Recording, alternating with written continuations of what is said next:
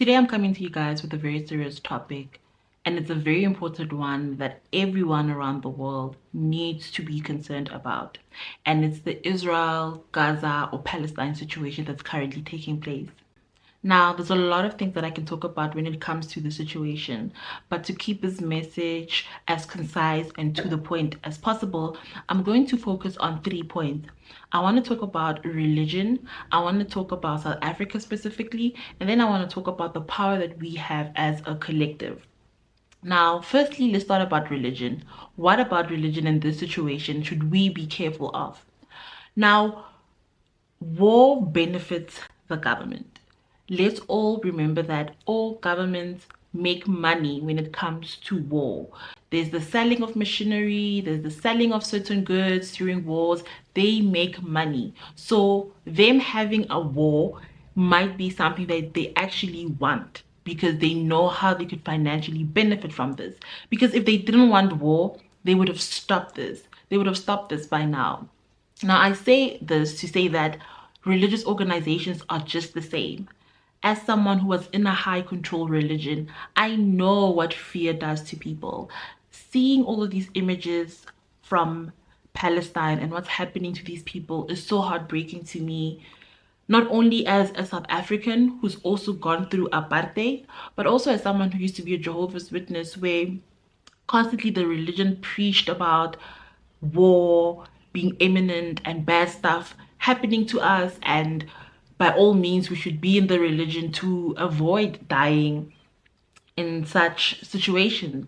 So for me to now see it play out is just so scary. Not that I think that this is the end of the world, but I'm just like, wow, I'm really getting to see war play out 4K on my screen. So for anyone right now who might have been a Jehovah's Witness, or you were someone who believed in the end of times and you're seeing all of this play out, and you might be scared thinking that, is this a sign for me to go back into the religion? Should I, make amends? What should I be doing? You shouldn't be doing any of that. The religion wants you to be fearful. They want you to come back because they also want to make money off of you. I am predicting that in the next few years, we're going to see just how the Jehovah's Witnesses footprint grows in Africa, because Africa is developing now more than ever, and we're very much focused on getting rid of Western influences and focusing ourselves on our own aspirations, our own mission, and just decentering from the West and centering more to Africa. So we're going to see a lot of churches spring up here in Africa because the West is going through what the West is going through. So we need to be very cautious about the situation in Palestine and Israel, and not let religion influence on which side we stand on. As people, we should always be standing on the side of the oppressed. The same way the Palestinian people were on the side of the oppressed when South Africa was going through our own apartheid regime. What people don't realize, or some people do, if you don't, is that Palestine was right by our side as South Africans when we were going through the most. They were rooting for us. They were shouting for us, they were crying for us, they were fighting for us, for our own liberation. And today as South Africans, we need to return the favor. We need to stand by the Palestinian people and remind ourselves about where we come from and where we want to see ourselves as a country. Because yes, we might have seemingly gotten rid of apartheid, but best believe it still exists in South Africa. There are still businesses that proudly claim that they stand with Israel right now. These are businesses that fund these parties that are trying by all means to have us back to where we were before 1994. As a people, we need to realize that the power lies in our own hands. And the power is not just about voting for a specific party or aligning ourselves with certain people. The power is in our pockets. It's in our hands. The money you use for these brands that don't speak up for Palestine, that support Israel, are these brands that we need to boycott. Did you know that boycott is one of the reasons why South Africa has been liberated? In the 80s, South Africans were deep in the apartheid regime. And a lot of Western countries, surprisingly, boycotted products from South Africa because they did not stand with what we are seeing right now. They did not stand to see people dying for no reason, governments not caring about people, politicians politicking and not worrying about the lives of millions of innocent people and children. So it's important for us to put our money where our mouths are. If we say we're standing with Palestine, we need to financially back it up. We need to stop supporting these brands that do not care about us. You know, as a South African, where the majority of the population is African, is of this skin, I still get followed around in a shop. I still go to shops, and as I'm trying to purchase, there's a security guard mandated to follow me around and make sure that I don't steal. And I could mention these brands in this video, but maybe this is the opportunity for them to change, because they do this to Black people.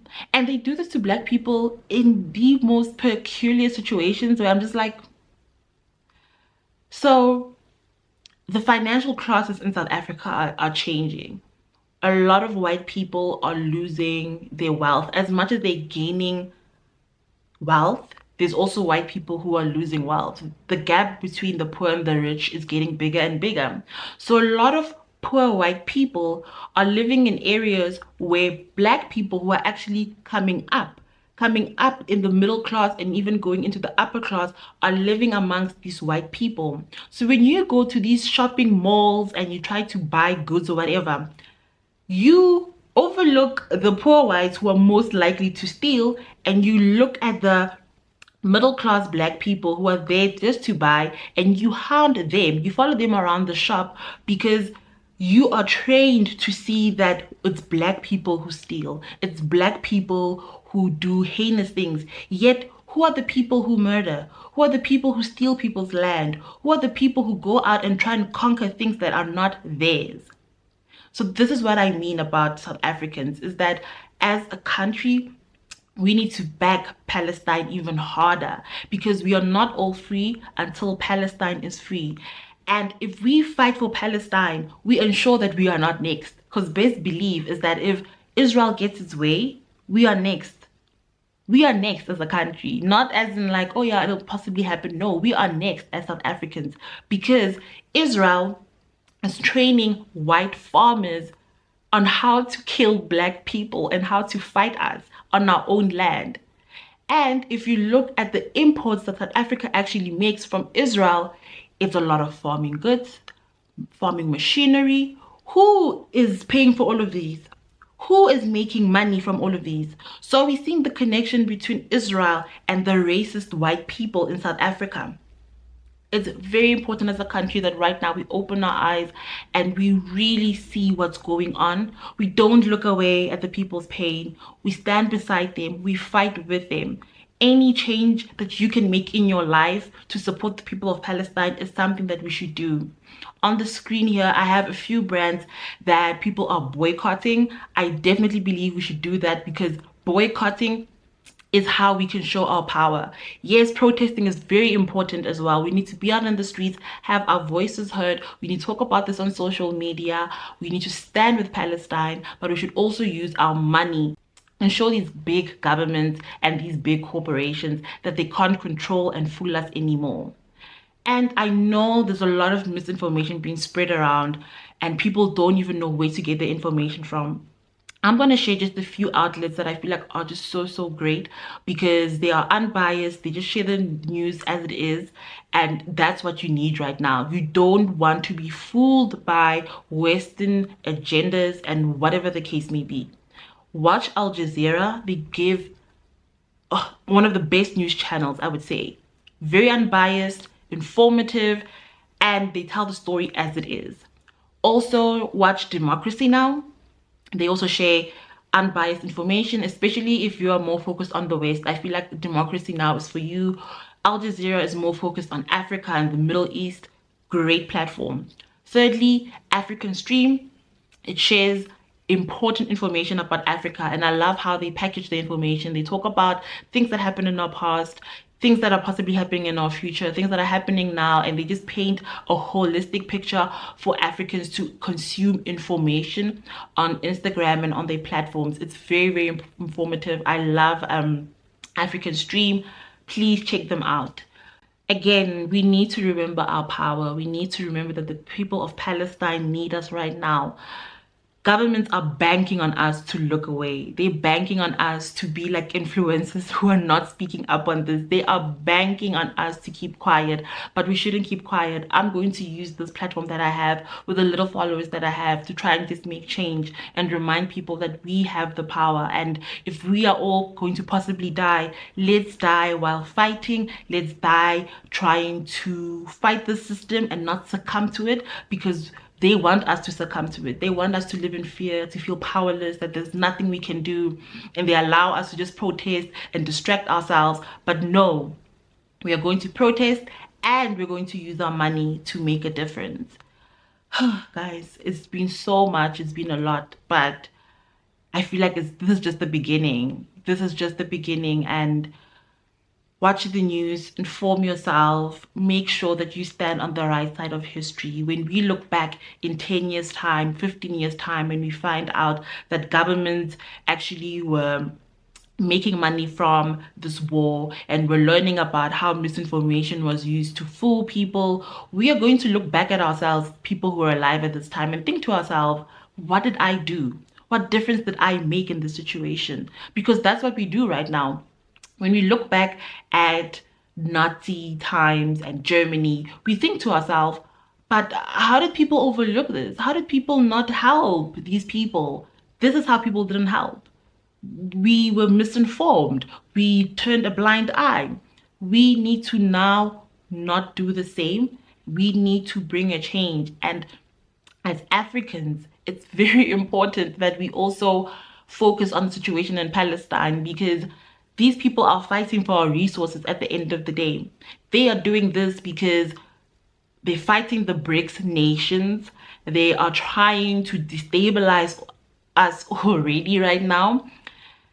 And it's just crazy. It's really crazy. I don't even know what more to say other than we're just witnessing the fall of the West. And the West is not going to go down quietly and just peacefully. The West is going to fight. They're going to fight their hardest. They're going to try to lie, extort, steal, do what they do best, because that's what they always did. And this is the time for us to open our eyes, to not allow them to win again. We need to fight back.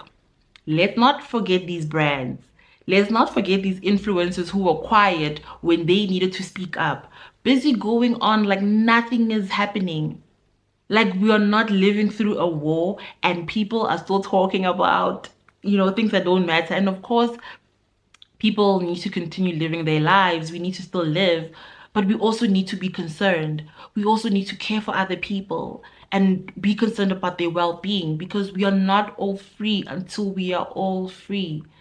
Free Palestine, free Palestine. Guys, free Palestine.